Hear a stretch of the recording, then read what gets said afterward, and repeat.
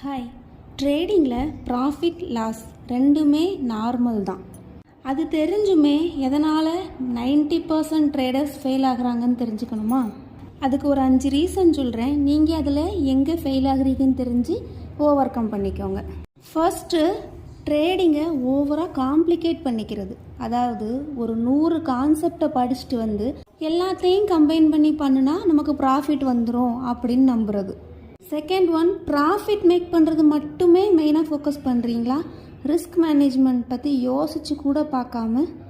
Third one, லாஸும் ட்ரேடிங்கோட ஒரு part தான் அப்படின்னு ஃபஸ்ட்டு அக்செப்ட் பண்ணிக்கோங்க.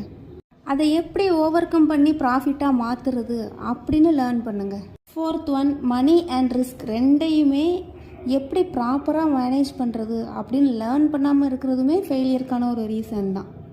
ஃபிஃப்த் ஒன், நிறைய பேர் என்ன பண்ணுவாங்கன்னு பார்த்தீங்கன்னா, பேப்பர் ட்ரேடிங்கு, டெமோ ட்ரேடிங்லாம் நிறைய பண்ணி பார்த்துட்டு அதனால் வரக்கூடிய ஃபேக் ரிசல்ட்ஸு, ஃபேக் எக்ஸ்பெக்டேஷன்ஸை ஃபால்ஸாக நம்பிடுவாங்க.